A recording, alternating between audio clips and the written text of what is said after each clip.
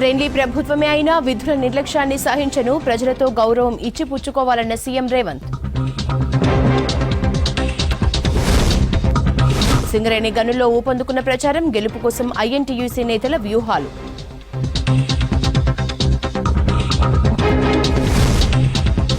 Bellampalli ACP office ముందు సేజల్ ధర్నా, మాజీ MLA చిన్నయ్యపై case పెట్టాలని డిమాండ్. జయశంకర్ జిల్లా పూలే స్కూల్లో వసతుల లేమి, మెయిన్ గేటు ముందు పిల్లలతో కలిసి పేరెంట్స్ ఆందోళన. పొలాల్లోకి దూసుకెళ్లిన ఆర్టీసీ బస్ చక్రాలు, హన్మకొండలో డ్రైవర్ చాకచక్యంతో తప్పిన ముప్పు.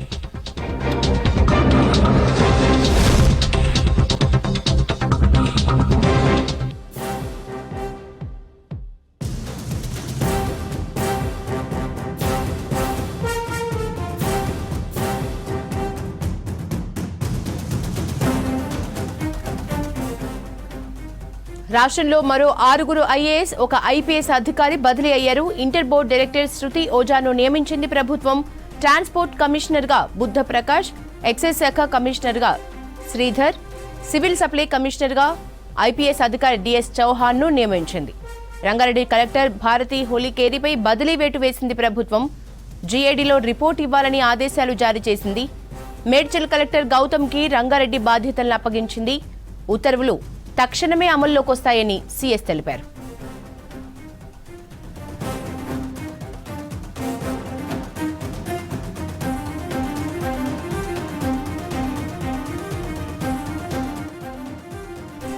రాష్ట్రంలో మరో 6 ఐఏఎస్, 1 ఐపీఎస్ అధికారి బదిలీ అయ్యారు. ఇంటర్ బోర్డు డైరెక్టర్ శృతి ఓజాను నియమించింది ప్రభుత్వం. ట్రాన్స్పోర్ట్ కమిషనర్ గా బుద్ధ ప్రకాష్, ఎక్సైజ్ శాఖ కమిషనర్ గా శ్రీధర్, సివిల్ సప్లై కమిషనర్ గా ఐపీఎస్ అధికారి డిఎస్ చౌహాన్ ను నియమించింది. రంగారెడ్డి కలెక్టర్ భారతి హోలీకేరిపై బదిలీ వేటు వేసింది ప్రభుత్వం. జీఏడీలో రిపోర్ట్ ఇవ్వాలని ఆదేశాలు జారీ చేసింది. మేడ్చల్ కలెక్టర్ గౌతమ్ కు రంగారెడ్డి బాధ్యతలను అప్పగించింది. ఉత్తర్వులు తక్షణమే అమల్లోకి వస్తాయని సీఎస్ తెలిపారు.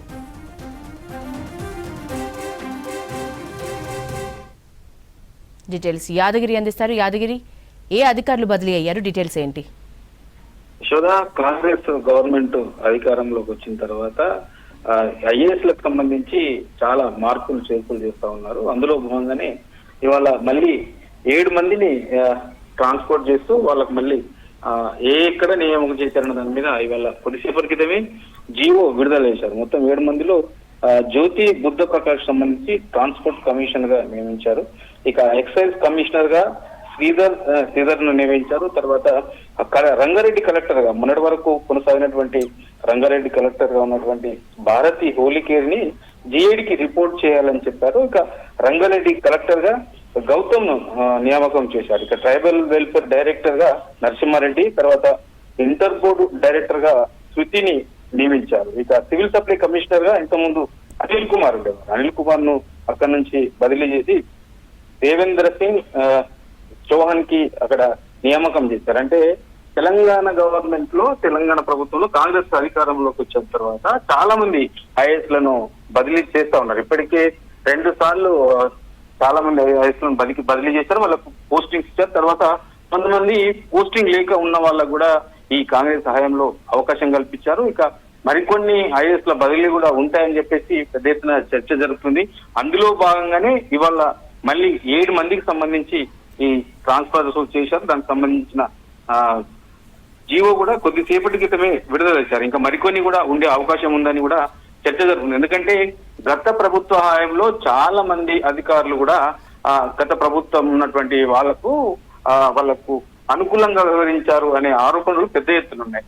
ఇక పథకాల విషయంలో కూడా, సంక్షేమ పథకాల విషయంలో కానివ్వండి, ప్రజల సమస్యల విషయంలో కానివ్వండి అంతగా పట్టించుకోలేదు. గత ప్రభుత్వంలో ఉన్నటువంటి పాలకులు ఏం చెప్తే అదే చేశారనే ఆరోపణలే కాబట్టి అందులో భాగంగానే వీళ్ళందరినీ కూడా ట్రాన్స్ఫర్ చేస్తూ ఆయా పోస్టింగ్ లో నుంచి తీసేసి ఇతర పోస్టుల్లో వాళ్ళని నియామకం చేస్తా ఉన్నారు. అంటే గతం నుంచి కూడా కాంగ్రెస్ అధికారంలోకి వచ్చినప్పటి నుంచి కూడా చెప్తూ వస్తుంది, మాది ప్రజల పాలన ఉంటుంది, ప్రజా పాలన ఉంటుంది, ప్రజలకు సంబంధించిన ఏ సమస్యను కూడా పట్టించుకోకుండా ఉండొద్దు, ప్రజల నుంచి ఎలాంటి అసంతృప్తి కూడా రావద్దు అని చెప్పేసి కాంగ్రెస్ సంబంధించిన ప్రభుత్వం చెప్తా ఉంది. అందులో భాగంగానే ఈ ఐఏఎస్ లకు సంబంధించిన బదిలీ అని చెప్పుకోవచ్చు. Thank you Yadagiri.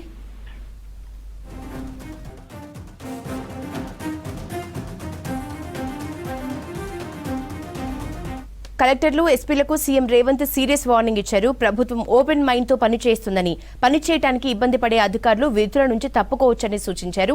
ప్రతి అధికారి పూర్తి స్థాయిలో విధులు నిర్వర్తించాల్సిందేనని చెప్పారు. ఇటు అక్రమార్కులపై చర్యలు తీసుకునేందుకు పోలీసులకు పూర్తి స్వేచ్ఛనిస్తున్నామన్నారు. కబ్జాదారుల పట్ల కఠినంగా ఉండాలన్నారు. డ్రగ్స్ నిర్మూలనను ప్రభుత్వం అన్ని చర్యలు తీసుకుంటుందని, డ్రగ్ ఫ్రీ స్టేట్ గా తీర్చిదిద్దటమే ప్రభుత్వ లక్ష్యమన్నారు సీఎం రేవంత్. డ్రగ్స్ సరఫరా పట్ల కఠినంగా ఉండాలన్నారు. పనితీరులో ఏ అధికారి నిర్లక్ష్యం కనిపించినా సహించేది లేదని తేల్చి చెప్పారు. ఇక 6 గ్యారంటీల అమలుకు అధికారులు, ప్రజాప్రతినిధులు జోడెద్దుల్లా పనిచేయాలన్నారు సీఎం రేవంత్. ఈ ఇద్దరి మధ్య సమన్వయం లేకపోతే లక్ష్యం సాధించలేమని చెప్పారు. సచివాలయంలో ఏ నిర్ణయం తీసుకున్నా సమర్థవంతంగా అమలు చేసే బాధ్యత ప్రజాప్రతినిధులు, కలెక్టర్లదేనని స్పష్టం చేశారు. ప్రతి 4 నెలలకోసారి ప్రజాపాలన పేరుతో గ్రామ సభలు నిర్వహించి సంక్షేమ పథకాలకు లబ్ధిదారులను ఎంపిక చేయాలన్నారు. తెలంగాణ డిఎన్ఏ స్వేచ్ఛను హరించదని, ప్రజల స్వేచ్ఛను హరించేవారు ఇంటికి పోవాలన్నారు. సంక్షేమంపై అమల్లో నిర్లక్ష్యంగా ఉండే అధికారులపై కఠినంగా వ్యవహరిస్తామని వార్నింగ్ ఇచ్చారు.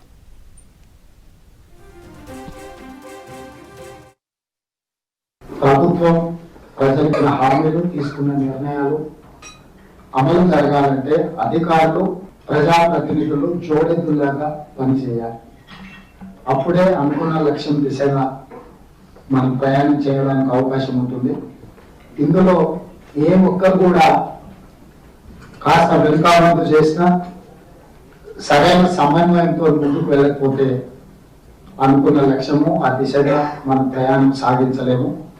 అందుకే మా ప్రభుత్వం ప్రజలకు ఇచ్చిన మాట నిలబెట్టుకోవడానికి, ఎన్నికలలో మేము ఇచ్చిన గ్యారెంటీలను అమలు చేయడానికి మొట్టమొదట పాలకులు, పరిపాలకులు అని అంటే సచివాలయంలో ఏ నిర్ణయం జరిగిన క్షేత్రస్థాయిలో అమలు చేయాల్సిన బాధ్యత ఒక పక్కన కలెక్టర్స్ అయితే ఇంకొక పక్కన పోలీసు అధికారులు.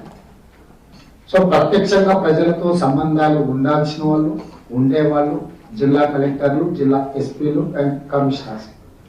అందుకే ఈరోజు ప్రజాపాలన పేరు మీద గ్రామ సభలు నిర్వహించి నిజమైన లబ్ధిదారులను గుర్తించి నిస్సహాయులకు సహాయాన్ని అందించాలని, అదేవిధంగా అర్హత ఉన్న వాళ్ళకు అవకాశాలు కల్పించాలన్న ఆలోచనతోటి ఈ కార్యక్రమాన్ని మా ప్రభుత్వం చేపట్టడం జరిగింది.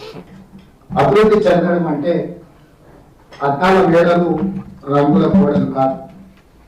పౌరుల నైతికాభివృద్ధి నిజమైన దేశాభివృద్ధి. అంటే అద్దాల మేడలు కట్టో, రంగుల గోడలు చూపించో అభివృద్ధి జరిగిందే అని ఎవరైనా భ్రమపడితే తద్వారా పేద ప్రజలకు ఎలాంటి ప్రయోజనం లేదు. నిజమైన అభివృద్ధి అనేది పౌరుల యొక్క నైతిక అభివృద్ధి జరిగినప్పుడే, చివరి వరుసలో ఉన్న పేదవాడికి సంక్షేమ పథకం అందినప్పుడే ఈ రాష్ట్రం కానీ దేశం కానీ అభివృద్ధి చెందినట్టు భావిస్తుంది కాంగ్రెస్ పార్టీ, మేము. అందుకే ఈరోజు చివరి వరుసన నిలబడ్డ తండాలలో, గూడాలలో, మార్పుల పల్లెల్లో ఉండే ప్రతి పేదవాడికి ప్రభుత్వం అందించదలుచుకున్న సంక్షేమ పథకం చేరాలంటే చేరవేయాల్సిన వారసులు మీరే.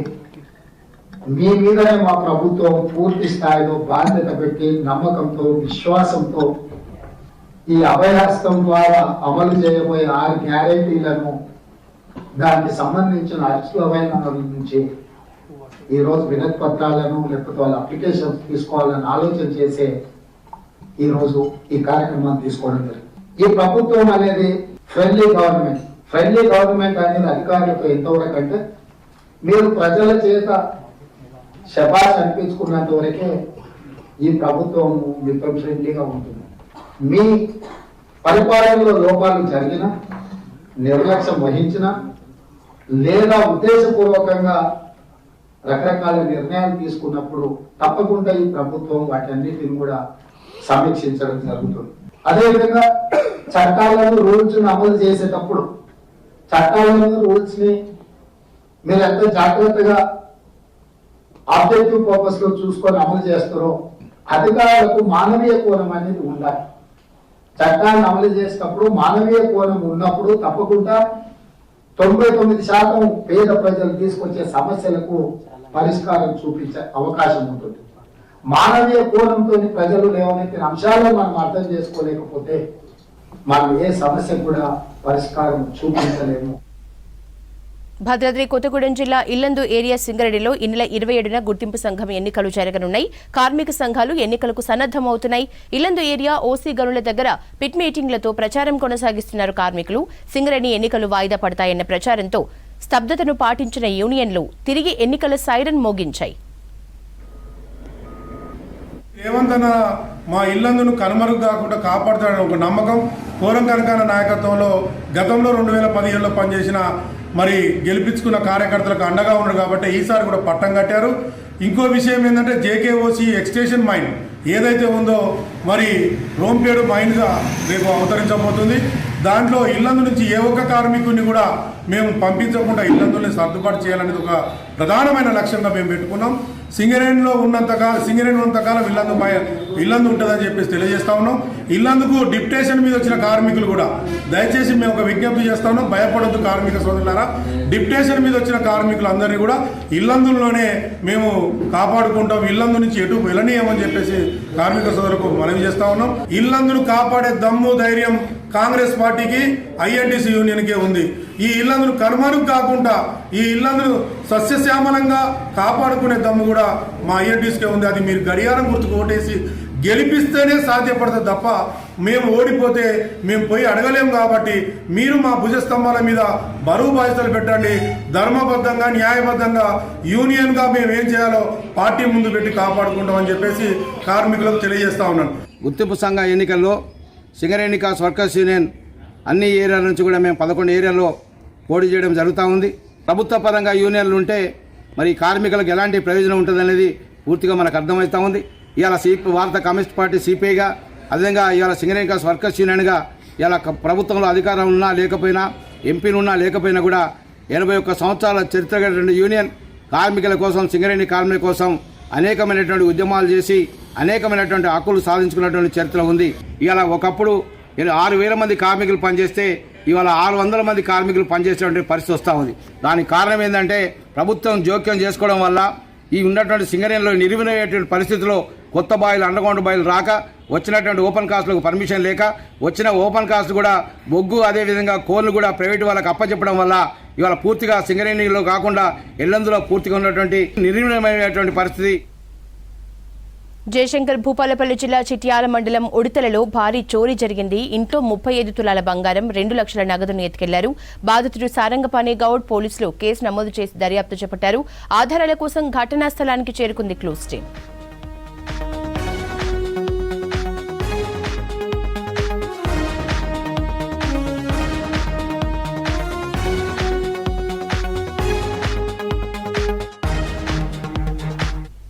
జగిత్యాల జిల్లా మల్లన్నపేటలోని మల్లికార్జున స్వామి ఆలయం కిక్కిరిసింది. దండివారం 3వ ఆదివారం కావడంతో భక్తులు భారీగా తరలివచ్చారు. కొత్తగా పండించిన ధాన్యంతో స్వామివారికి బోనం తీసి మొక్కులు చెల్లించుకున్నారు. దొంగ మల్లన్న ఆలయంలో రద్దీపై మరింత సమాచారం సాగర్ అందిస్తారు. తెల్లవారుజాము నుంచే భక్తులు పెద్ద సంఖ్యలో ఆలయానికి వచ్చి తమ మొక్కులు చెల్లించుకుంటారు. ప్రతి ఏటా మార్గశిర శుద్ధ పంచమి నుంచి మొదలుకొని 67 వారాల పాటు ఈ జాతర కొనసాగుతుంది. మనతో పాటు బోనం ఎత్తుకున్న మహిళలు ఉన్నారు, వాళ్ళని అడిగి తెలుసుకుందాం. ఎక్కడి నుంచి వచ్చారు? లక్ష్మీపూర్. ప్రతి ఏటా వస్తారు ఇట్లా? దర్శనం ఎట్లా ఉంది? చాలా రష్ ఉంది ఇప్పుడైతే. ఇట్లా బోనం ఎత్తుకోవడం ఇది ఒక సంప్రదాయం. ఎప్పుడు ఎట్లా మీ ఫీలింగ్ ఎట్లా ఉంటుంది? అంటే నేను ఇదే ఫస్ట్ టైం. మాకు రీసెంట్గా మ్యారేజ్ అయింది, సో ఇదే ఫస్ట్ టైం. కొత్త ఉంది ఫీలింగ్. బోనం మీరే వండిరా? అత్తమ్మ వండింది, ఇద్దరం కలిసి వండాం. అమ్మ, ఇట్లా బోనం ఎత్తుకొని ప్రతి సంవత్సరం ఇట్లా వచ్చి మొక్కులు చెల్లించుకుంటారు. మీరు కోరిన కోరికలు తీరుస్తారా? దేవుడు తీరుస్తాడు మంచిగా అనుకున్నట్టయితే. అంటే ఇప్పుడు కొత్త పంట వండింది తీసుకొస్తారా? కొత్త పంట, కొత్త బియ్యం తీసుకొచ్చి వండి పెడతాం. అమ్మ, వండినా బోనం? వండినాం. ఎట్లా ఉంది? మంచిగా ఉంది. ఈసారి బాగా మంది వచ్చిండ్రు, ఈ వారం బాగానే ఉంది మంది. అమ్మ, మీరు ఎక్కడి నుంచి వచ్చారు? చందోలి. చాలా బాగుంది. ఇంకా ప్రతి సంవత్సరం వస్తారా? ప్రతి సంవత్సరం వస్తాం. అమ్మ, ఏంటిది? బొట్టు అంటే ఇది చల్లుకుంటా పోతారా బోనాల మీద చల్లుతాం. ఎందుకు మాకు బోనాల మీద చల్లుడు అది ఇట్లా చుట్టూ తిరుగుతారా? ఎప్పుడు తిరుగుతాం. ఎట్లుంటదమ్మా మరి దేవుడు? మాకు మాకు గమ్మత్ మంచిగా అనిపిస్తుంది, సంతోషం మాకు. కోరికలు కోరిన కోరికలు తీరుస్తారా? మాకైతే ఇప్పటికైతే సంతోషం. ఎన్నేళ్ళ నుంచి వస్తారు ఇట్లా? మాకు బాగా ఏం లేదు, మా అత్త మామలసి ఉంది. ఎట్లా ఉంటది అంటే ఈ వెదర్ మొత్తం ఫీలింగ్ ఎట్లా అంటే ఈ ఇంటి దగ్గర నుంచి మొత్తం కట్టెలు ఒక బండి తీసుకొని వచ్చి ట్రావెల్ తీసుకొని వచ్చి చేస్తారు కదా, ఎట్లా ఉంటది ఫీలింగ్? అంటే మనం ఒక జాతరకి వెళ్ళినట్టు, మనం ఎప్పుడు ఇంట్లోనే ఉంటాం కదా, ఒక పండగ కోసం అందరం కుటుంబంతో సహా వచ్చి అందరం పాల్పంచుకొని మంచిగా వంట వేసుకొని దేవునికి నైవేద్యం పెట్టి తింటాం కదా, చాలా సంతోషంగా ఉంటుంది. అంటే ప్రతి ఏ జాతరకి వెళ్ళినా కూడా మామూలుగా ఇంట్లో నుంచి అన్ని తీసుకుపోము, అన్ని తీసుకెళ్ళాం. ఇక్కడ మాత్రం కట్టెలు బోనం అన్ని ప్రతి ఒక్కటి తీసుకొచ్చుకొని మన సొంతంగా మన వంట వేసుకొని అంత బోనం తింపుతాం కాబట్టి మంచిగా అనిపిస్తుంది. జాతరకి ఎన్ని సంవత్సరాల నుంచి వస్తున్నాడు? నేను చిన్నప్పటి నుంచి వస్తున్నా. ఎట్లున్నది జాతర? మంచిగానే ఉంది. కోరిన కోరికలు తీస్తారా? తీరాలే దేవుడు తీరాలే. ఎక్కడి నుంచి వచ్చారు? స్వామి చిలోకూరు గ్రామం నుంచి వచ్చాను. ఎట్లా ఉంటది జాతర? మల్లికార్జున బాగా చాలా మంచిగా ఉంటుంది స్వామి. ఎప్పుడైనా ప్రతి సంవత్సరం వస్తాం. ప్రతి సంవత్సరం అయ్యప్ప దీక్ష తీసుకొని ప్రతి సంవత్సరం వస్తాం స్వామి. అమ్మ ఎట్లా ఉంటది జాతర? ఎట్లా ఉంటది? సూపర్ ఉంటుంది, మంచిగా జరుగుతుంది. అమ్మ ఎన్ని సంవత్సరాల నుంచి వస్తారు? మేము చిన్నగా ఉన్నప్పటి నుంచి వస్తున్నాం. అన్ని ఏది కోరుకుంటే అది దేవుడు సాతి ఇస్తాడు. మంచిగా అనుకున్న పనులన్నీ జరుగుతాయి. పిల్లలు కాని వాళ్ళకి కూడా పిల్లలు అవుతారు. అమ్మ ఏం చేస్తారు? బోనం వండుతున్నాం మల్లన్న దేవునికి. ఒక్క పొద్దులతో వచ్చి దొంగ మల్లన్న బోనం తీస్తాం, పట్నాలు వేసుకుంటాం, బస్ క్యాచ్ తీస్తాం ప్రతి సంవత్సరం. ఎన్ని సంవత్సరాలు ఇట్లా రావాలి? మంచిగానే 10 సంవత్సరాలు అవుతుంది. ఎట్లా దేవుని కోరికలు ఏమని మొక్కుకుంటారు? మంచిగా ఉండాలని కోరిన కోరికలు అవుతాయి, మనం ఏది మొక్కుకుంటుంది. చెప్పండి, ఎట్లా ఇక్కడ మల్లికార్జున స్వామి దొంగ మల్లన్నగా కొలుస్తారు, దీనికి ఎన్ని సంవత్సరాల నుంచి మీరు వస్తున్నారు? కోరికలు ఎట్లా ఉంటాయి?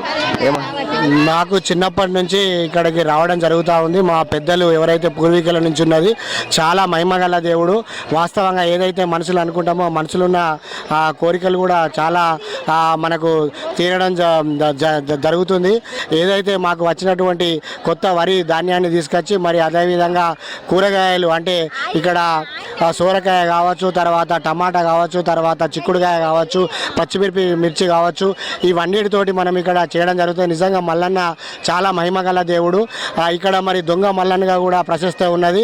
అంటే ఇక్కడ దొంగలు ఒక వస్తువును ఎత్తుకపోయేటప్పుడు ఆ వస్తువులు ఇక్కడికి వచ్చిన తర్వాత వెంటనే మరి ఒక దేవుని రూపంలో ప్రత్యక్షమై అక్కడ మనకు అంటే ఒక దేవుని రూపంలో అంటే దొంగలు కట్టించినటువంటి ఇక్కడ ఈ మల్లన్నగా మరి పేరుగాంచింది. గొల్లపల్లి మండలం మల్లన్నపేట ఆలయం ఇది ఒక తెలంగాణ సాంప్రదాయాలకు నిలువుటద్దంలా చెప్పచ్చు. కెమెరామెన్ రాజుతో సాగర్, V6 న్యూస్, జగిత్యాల.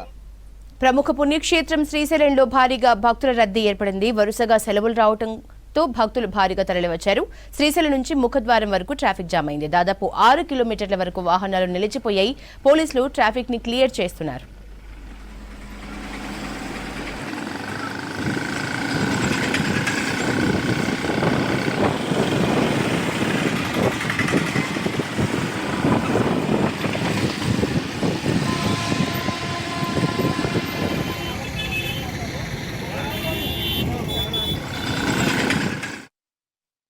మేడారం జాతరకు మరో 2 నెలలు ఉండగానే వనదేవతల్ని దర్శించుకుని మొక్కులు చెల్లించుకునేందుకు భక్తులు పెద్ద ఎత్తున తరలివస్తున్నారు. ఆదివారం సెలవు కావడంతో పిల్లా పాపలతో భక్తులు వనదేవతల్ని దర్శించుకునేందుకు రావడంతో జాతర ప్రాంగణమంతా కిక్కిరిసిపోయింది. భక్తులకు ఎలాంటి ఇబ్బందులు తలెత్తకుండా అధికారులు ఏర్పాట్లు చేశారు.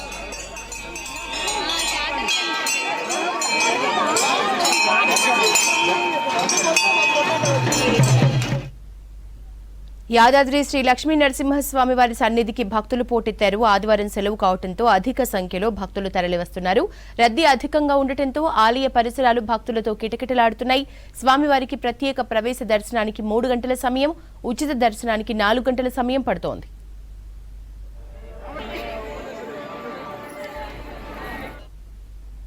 కొమరంభీం ఆసిఫాబాద్ జిల్లా కాగజ్ నగర్ మండలంలోని ఈజ్గాం శివమల్లన్న దేవాలయంలో బోనాల పండుగ ఘనంగా జరిగింది. ఆలయ పూజారులు మల్లన్నకి అభిషేకాలు నిర్వహించారు. ఈ కార్యక్రమంలో భక్తులు పెద్ద సంఖ్యలో పాల్గొన్నారు. వరి పంట కోసిన తర్వాత కొత్త ధాన్యంతో ఏటా స్వామివారికి బోనాల్ని నైవేద్యంగా సమర్పిస్తారు భక్తులు. భక్తులకు ఎలాంటి ఇబ్బందులు లేకుండా ఏర్పాట్లు చేశారు ఆలయ అధికారులు.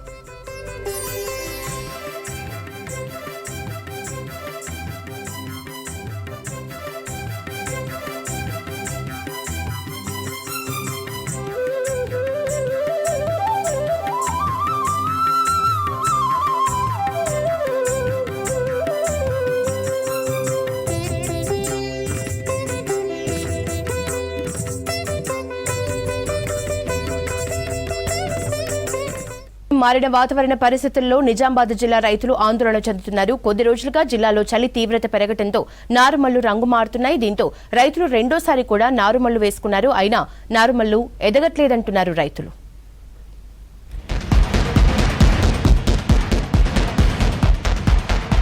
నిజామాబాద్ జిల్లాలో రైతులు వరి నారుమళ్లు వేసి దాదాపు నెల రోజులవుతుంది. మారిన వాతావరణ పరిస్థితుల వల్ల నారుమళ్లు ఎండిపోతున్నాయి. దాదాపు 2,500 ఖర్చు పెట్టి నారుమళ్లు వేసుకున్నారు. అవి పెరగడానికి అదనంగా 8,000 వరకు ఖర్చు చేస్తున్నారు. మామూలుగా నారుమళ్లు వేసే సమయానికి చలి తీవ్రత అంతగా ఉండదు. ఈసారి భిన్న వాతావరణ పరిస్థితులు రైతులను ఇబ్బందులకు గురి చేస్తున్నాయి. మొన్నటి వరకు తుఫాను ప్రభావం ఉండడంతో వరి నారుమళ్లు ఆలస్యంగా వేశారు. అవి ఎదిగే సమయానికి చలి తీవ్రమవడంతో అవి పెరగడం లేదు. పైగా రంగు మారిపోతున్నాయి. మరోపక్క బోరుబావుల మీద ఆధారపడి సాగుకు సిద్ధమైన రైతులకు భూగర్భ జలాలు లేక ఇబ్బంది పడుతున్నారు.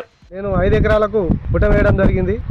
వాతావరణం అనుకూలించక మరి చలి తీవ్రతతోని ఈ చలి 4 రోజుల నుంచి చలి బాగా పెట్టడం వల్ల పుటం మరి పెరగకపోవడము, ఒకవేళ పెరిగిన ఈ పుటానికి అనేక రకాలుగా రోగాలు వస్తున్నాయి. మరి మేము పిచికారి మందులు కూడా ఆ విధంగా మందులు కొట్టడం జరుగుతూ ఉంది. 2-3 రోజులకే మరి రోగం వచ్చేసి పుటమంతా చచ్చిపోతా ఉన్నది. మరి మా మీద కూలీలు పడుతూ ఉన్నాయి. ఎకరానికి దగ్గర మేము 4,000-5,000 రూపాయలు కూలీలు ఇస్తున్నాం ఎకరానికి.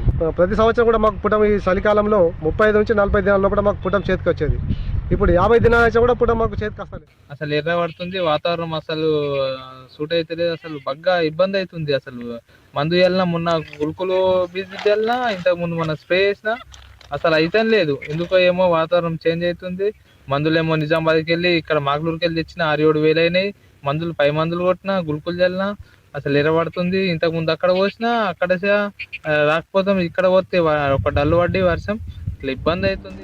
యాసంగి సీజన్ ఆరంభమై దాదాపు నెల రోజులు గడుస్తున్నా ఇంకా జిల్లాలో నాట్లు పూర్తి కాలేదు. చాలా చోట్ల అసలు మొదలే కాలేదు. యాసంగి సాగుపై నీలి నీడలు కమ్ముకున్నాయి. ఒకవైపు మొన్నటి తుఫాను ప్రభావం, ఉదయం నుంచి మధ్యాహ్నం వరకు ఎండల తీవ్రత, రాత్రి నుంచి తెల్లవారే వరకు చలి తీవ్రతతో వరి నారుమళ్లు దెబ్బతింటున్నాయి. చాలా చోట్ల నారుమళ్లు ఎండిపోగా కొన్ని చోట్ల రంగు మారాయి. ఇవి నాట్లకు పనికిరావంటున్నారు. మరోసారి వరి నారుమళ్లు వేసేందుకు రైతులు సిద్ధమవుతున్నారు. దీనివల్ల పెట్టుబడి భారం పెరుగుతుందని వాపోతున్నారు రైతులు.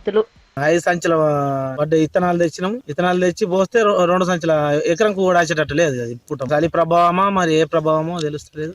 మందులేమో 2-3 వేల మందులు తెచ్చి స్ప్రే మందులు ఆ మందులు ఈ మందులు అనుకుంటే ఆయనతో కొట్టినాము.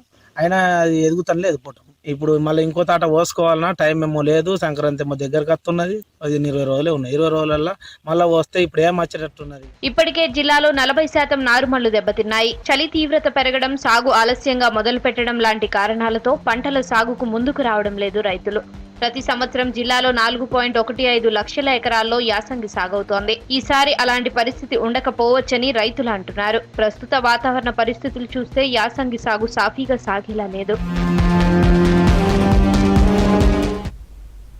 ఉమ్మడి వరంగల్ జిల్లాలో మహిళలే విధులు నిర్వర్తిస్తున్నారు. రాష్ట్ర కేబినెట్లో 2 మంత్రులు, 3 జిల్లాల కలెక్టర్లు, 4 జిల్లాల జెడ్పీ చైర్పర్సన్లు, మున్సిపల్ మేయర్ ఇలా ఉన్నత స్థాయిల్లో అత్యధికంగా నారీమణులే. వారంతా సమర్థవంతమైన పాలన అందిస్తూ ప్రత్యేకంగా నిలుస్తున్నారు.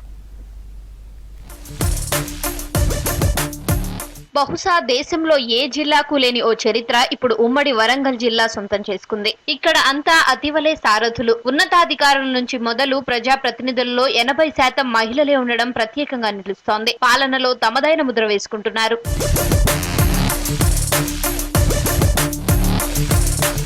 తెలంగాణ రాష్ట్రంలో కాంగ్రెస్ తొలి కేబినెట్ లో 2 మహిళలకు మంత్రి పదవులు దక్కాయి. ఆ 2 మహిళా మంత్రులు సీతక్క, సురేఖ వరంగల్ జిల్లా వాసులు కావడం విశేషం. మొన్నటి సార్వత్రిక ఎన్నికల్లో వరంగల్ జిల్లా నుంచి సీతక్క, సురేఖ, యశస్విని రెడ్డి ముగ్గురు మహిళలు ఎమ్మెల్యేలుగా గెలుపొందగా 2 మహిళా ఫైర్ బ్రాండ్లు మంత్రులయ్యారు. మంత్రులుగా ఉన్న కొండా సురేఖ ప్రాతినిధ్యం వహిస్తున్న వరంగల్ తూర్పు పరిధిలోనే రాణి రుద్రమదేవి సామ్రాజ్య రాజధాని కిలా వరంగల్ ఉంది. మరో మంత్రి సీతక్క ప్రాతినిధ్యం వహిస్తున్న ములుగు పరిధిలోనే తమ వారి కోసం పాలకులపైనే ఎదురొడ్డి పోరాడి కోట్లాది మందికి ఆరాధ్య దైవాలుగా మారిన సమ్మక్క సారమ్మలు పుట్టిన మేడారం ఉండడం మరో విశేషం. 26 ఏళ్ల అతి చిన్న వయసులోనే ఎమ్మెల్యే అయిన యశస్విని రెడ్డి అసెంబ్లీలో స్పెషల్ గా మారారు. వరంగల్ మహానగర పాలక సంస్థ హైదరాబాద్ తర్వాత అతిపెద్ద నగరంగా విరాజిల్లుతోంది. అలాంటి greater Warangal municipal corporation mayor గా గుండు సుధారాణి బాధ్యతలు నిర్వహిస్తున్నారు. ఇక వరంగల్ జిల్లా పరిషత్ చైర్మన్ గా గండ్ర జ్యోతి, ములుగు జెడ్పీ చైర్పర్సన్ గా బడే నాగజ్యోతి, మహబూబాబాద్ చైర్పర్సన్ గా బిందు, భూపాలపల్లి జెడ్పీ చైర్పర్సన్ గా జక్కుల శ్రీహర్షిని ఉన్నారు. ఇలా ప్రధాన ప్రజా ప్రతినిధులుగా అతివలే కొనసాగుతున్నారు.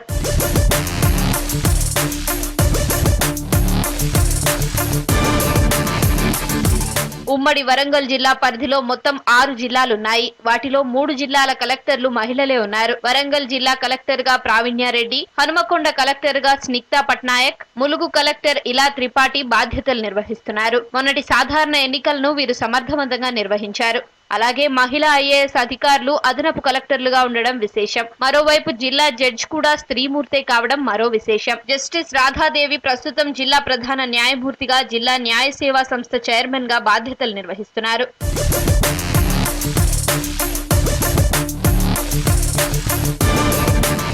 ఇక వరంగల్ టీఎస్ఆర్టీసీ రీజనల్ మేనేజర్ కూడా మహిళే. శ్రీలత ప్రస్తుతం ఆర్టీసీ ఆర్ఎం గా బాధ్యతలు నిర్వహిస్తున్నారు. వీళ్లే కాదు 3 జిల్లాల జెడ్పీ సీఈఓలు, 4 మున్సిపాలిటీల చైర్పర్సన్లు కూడా మహిళలే కావడం విశేషం. Mamnoor police training camp principal గా ఐపీఎస్ అధికారిని పూజ బాధ్యతలు నిర్వహిస్తున్నారు.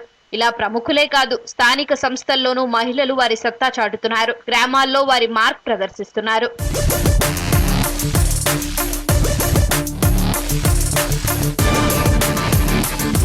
ఇక ఉద్యోగుల్లోనూ మహిళలదే పైచేయి. వరంగల్ జిల్లాలో 2306 మంది మహిళా ఉద్యోగులున్నారు. హనుమకొండలో 3213 మంది, ములుగు జిల్లాలో 1124 మంది, జనగామ జిల్లాలో 1185 మంది, మహబూబాబాద్ జిల్లాలో 2040 మంది, జయశంకర్ భూపాలపల్లి జిల్లాలో 1075 మంది మహిళా ఉద్యోగులున్నారు.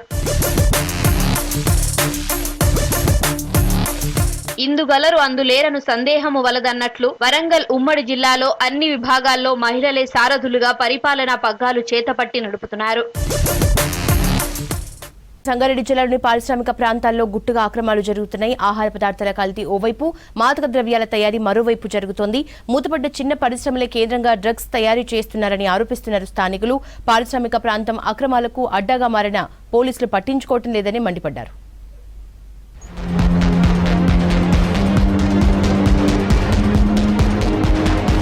సంగారెడ్డి జిల్లాలో మూతపడ్డ ఫార్మా కంపెనీలు డ్రగ్స్ తయారీకి అడ్డుగా మారుతున్నాయి. గత కొన్నేళ్లుగా సంగారెడ్డి జిల్లాలోని పారిశ్రామిక వాడల్లో బయటపడుతున్న నిజాలే అందుకు సాక్ష్యంగా నిలుస్తున్నాయి. తక్కువ టైంలో బాగా డబ్బులు సంపాదించాలన్న దురాశతో ఎలాంటి పర్మిషన్లు లేకుండా అడ్డగోలుగా డ్రగ్స్ తయారు చేస్తున్నారు. విదేశాలకు ఎగుమతులు చేయడం వల్ల అనేక రకాల పన్నులు ఎగ్గొట్టవచ్చని, బ్లాక్ మార్కెట్లో దొరికే ఉత్పత్తులతోనే డ్రగ్స్ తయారు చేస్తున్నారు కొందరు అక్రమార్కులు.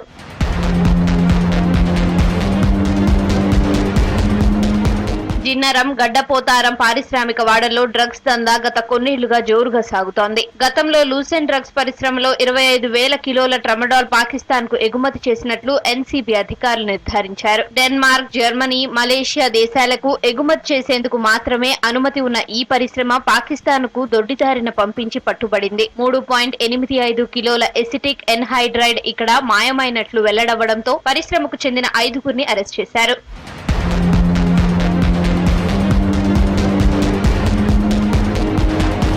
గత ఏడాది గడ్డపోతారం పారిశ్రామిక వాడలోని మరో చిన్న పరిశ్రమలో 100 కోట్లు విలువ చేసే మాదక ద్రవ్యాలు, ముడి సరుకును డిఆర్ఎస్ఐ అధికారులు స్వాధీనం చేసుకున్నారు. ఐడీఏ బొల్లారం పారిశ్రామిక వాడలో 2 ఏళ్ల క్రితం 42 కోట్లు విలువ చేసే మాదక ద్రవ్యాలు గుట్టురట్టు చేశారు. ఓ మూతపడిన పరిశ్రమలో కల్లులో ఆల్ఫాజోలా మత్తుమందును కలిపే మాదక ద్రవ్యం తయారు చేస్తూ ఆబ్కారీ అధికారులకు పట్టుబడి కటకటాల పాలయ్యారు. జిన్నారం మండలం కొడకంచి గ్రామ శివారు జామ తోటలో అక్రమంగా తయారు చేస్తున్న నోర్డాజెపామ్ ను పట్టుకుంది టీఎస్ నా బృందం. ఇలాంటివి ఇంకా ఎన్నో వెలుగులోకి వస్తున్నా స్థానిక పోలీసుల నిఘా కొరవడింది. ఇలాంటి ఘటనలతో పారిశ్రామిక వాడలు చెడు పేరును మూటగట్టుకుంటున్నాయి. మరికొన్ని సంస్థలు రసాయనాలతో పాలు, పెరుగు, ఐస్ క్రీంలు, తినుబండారాలు తయారు చేస్తున్నాయి.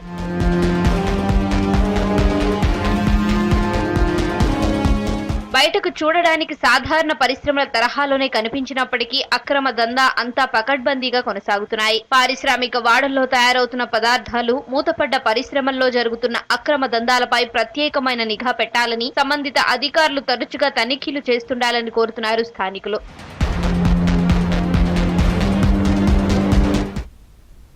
జగిత్యాల జిల్లా ముత్యంపేటలో చక్కెర ఫ్యాక్టరీ తెరిపించాలని కోరుతున్న రైతులు. 8 ఏళ్ల క్రితం మూతపడిన షుగర్ ఫ్యాక్టరీతో రైతులు ఇబ్బందులు పడుతున్నారు. షుగర్ ఫ్యాక్టరీ లేక జగిత్యాలలో పండించిన చెరుకును కామారెడ్డి సమీపంలో గాయత్రి షుగర్ ఫ్యాక్టరీకి తరలిస్తున్నారు. దీంతో టన్నుకు 100 రూపాయల భారం పడుతోందని రైతులు ఆవేదన చెందుతున్నారు. తమ సమస్యలు తీరేలా షుగర్ ఫ్యాక్టరీని తెరిపించాలని కోరుతున్నారు రైతులు.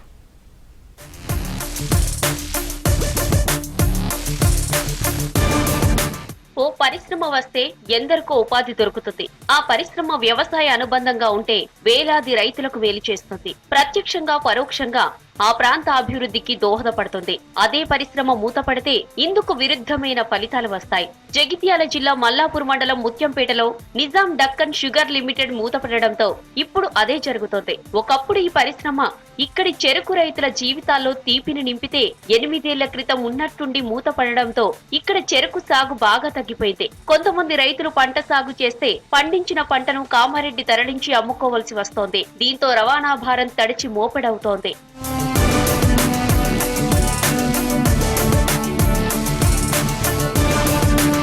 ఒకప్పుడు దాదాపు 40,000 ఎకరాల్లో కోరుట్ల రైతులు చెరుకు సాగు చేసేవారు. ఫ్యాక్టరీ మూతపడిన తర్వాత ఈ సాగు విస్తీర్ణం దాదాపు 5,000 ఎకరాలకు పడిపోయింది. ఇప్పుడు చెరుకు కోత కోసి ఫ్యాక్టరీకి తరలిస్తున్నారు. స్థానికంగా పరిశ్రమ నడిచినప్పుడు తక్కువ రవాణా ఛార్జీలతో నేరుగా చెరుకు తెచ్చి అమ్ముకునే రైతులకు ఇప్పుడు రవాణా పెనుభారంగా మారింది.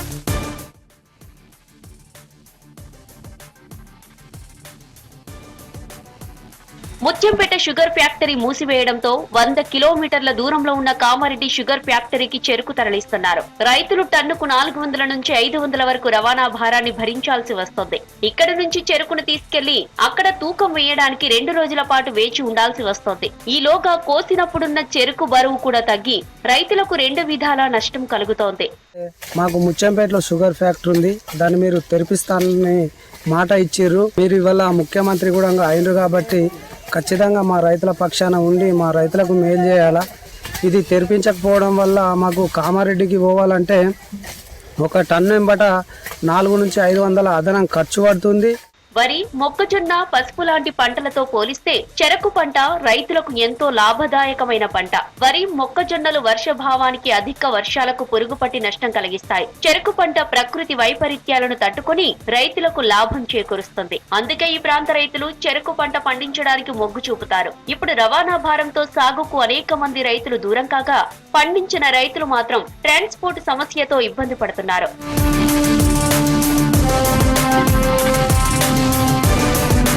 చెరకు ఫ్యాక్టరీ మూతపడడంతో చెరకు సాగు తగ్గి తమకు ఉపాధి లేకుండా పోయిందని, ఫ్యాక్టరీ తెరిపిస్తే సాగు పెరిగి తమకు ఉపాధి దొరుకుతుందని స్థానిక కూలీలు కూడా కోరుతున్నారు.